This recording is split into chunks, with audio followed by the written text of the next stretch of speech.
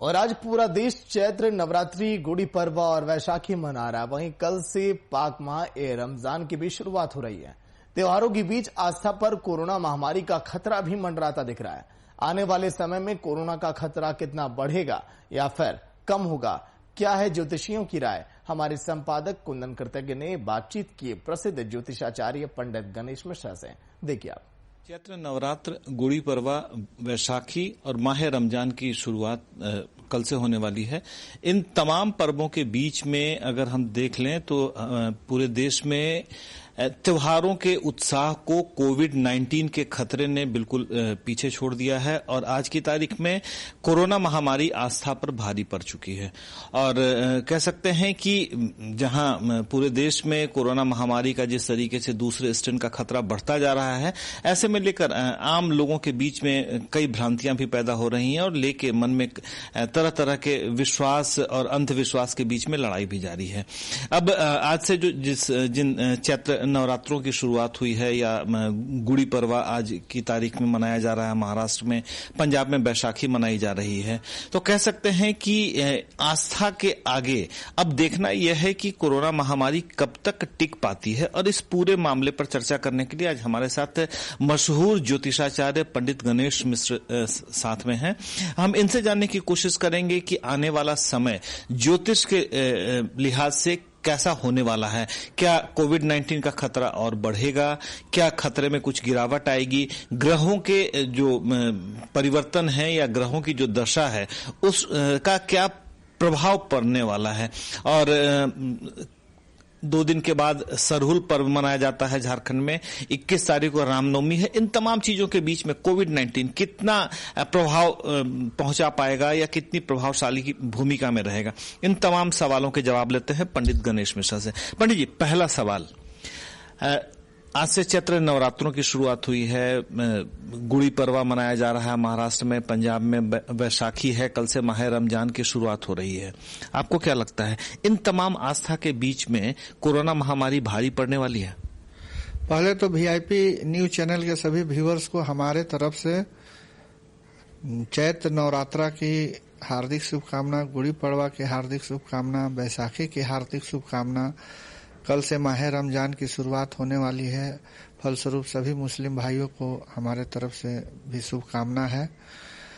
देखिए, ऐसा है कि मंगल के वृष राशि में आने से पूर्व में भी हमने आपके चैनल के माध्यम से बताया था कि मार्च के महीने में जब मंगल का गोचर वृष राशि में होगा, जहां पहले से राहु विद्यमान है, तो कोरोना एक बार फिर जो है महामारी का रूप, भयावह रूप से लेगी, तीव्र गति से, और जिससे लोगों को स्वास्थ्य संबंधी समस्याओं से जूझना पड़ेगा, साथ ही साथ नौकरी, व्यवसाय, हर तरह के समस्याओं से। पर्व त्योहार मनाने में भी चूंकि ये छुआछूत या संपर्क से होने वाली बीमारी है, इसलिए सभी लोगों को एहतियात बरतने की आवश्यकता है और व्रत को उसी हिसाब से भी मनाने की आवश्यकता है।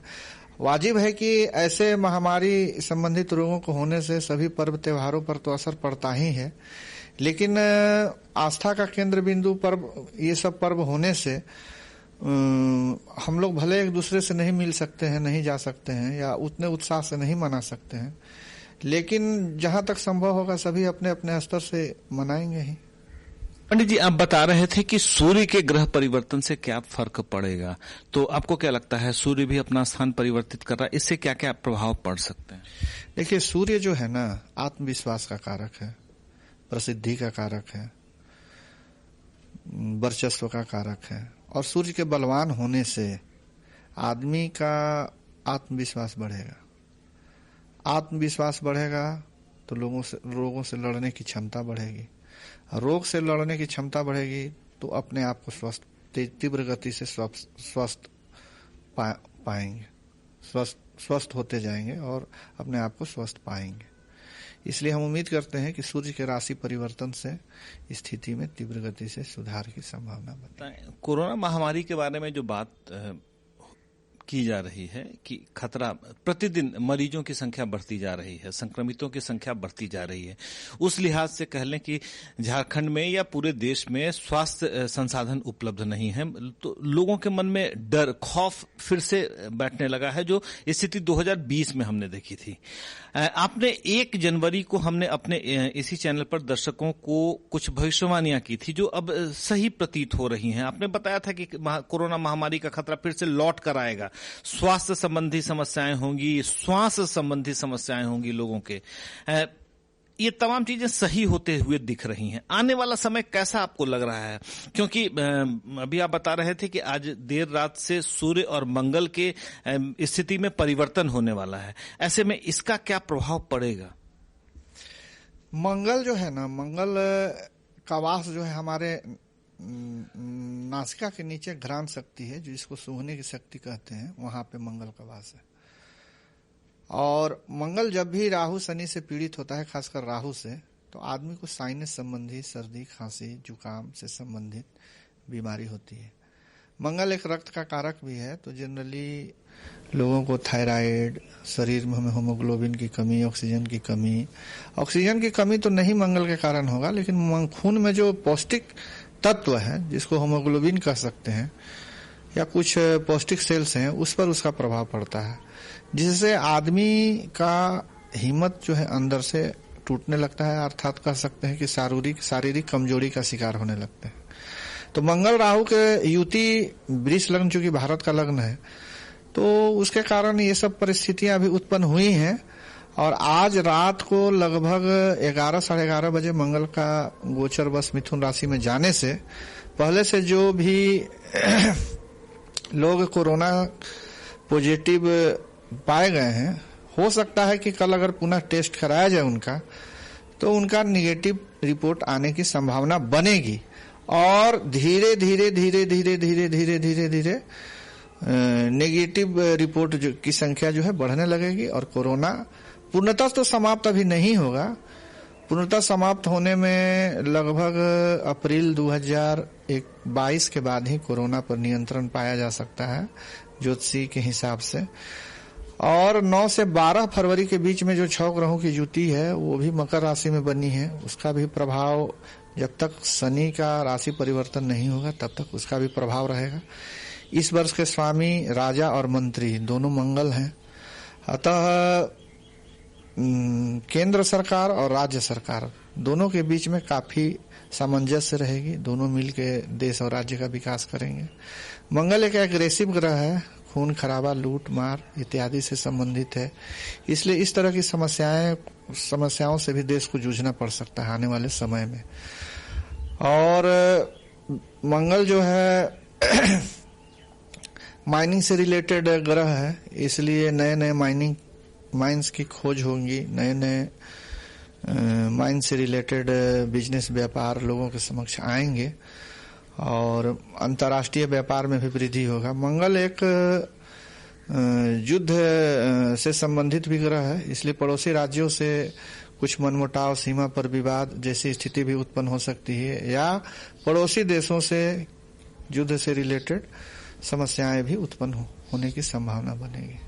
अभी ज्योतिष को लेकर आपने एक राजनीतिक स्टेटमेंट दिया कि केंद्र और राज्य के बीच में अच्छे संबंध डेवलप होंगे, इसके बारे में क्या बताएंगे? क्योंकि अभी की मौजूदा जो स्थितियां हैं, उन स्थितियों में केंद्र और राज्य के बीच में बहुत अच्छे संबंध नहीं माने जा रहे हैं। केंद्र और राज्य सरकार हमेशा एक दूसरे की टांग खिंचाई में लगे रहते हैं, तो क्या आपको लगता है आने वाले समय में ये संबंध बेहतर होंगे?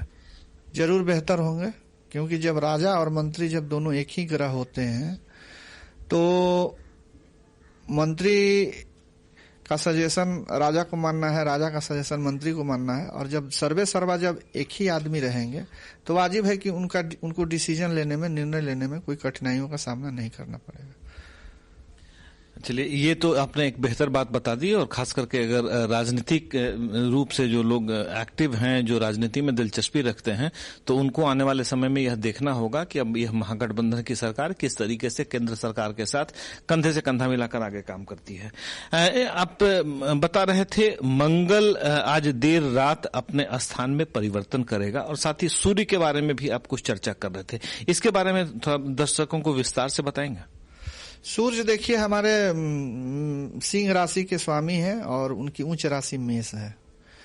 मेष राशि के स्वामी मंगल हैं जो इस वर्ष के राजा और मंत्री हैं।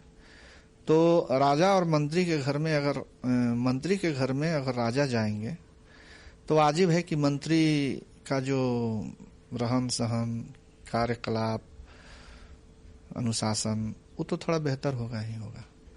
इसलिए कल के बाद से हम उम्मीद करते हैं कि राज्यों की जो विधि व्यवस्था है, जो कोरोना के लिए हमको जो सावधानी बरतना है, जो आज तक जनता जो है अपने निजी स्वार्थ के लिए उसकी अवहेलना कर रही है, उस पर थोड़ा नियंत्रण पाया जा सकता है या कुछ कड़ाई सरकार बरतेगी, और नहीं तो पब्लिक जो है स्वयं अपने में निर्णय लेके अपने आप को सुरक्षित रखने का प्रयास करेंगे।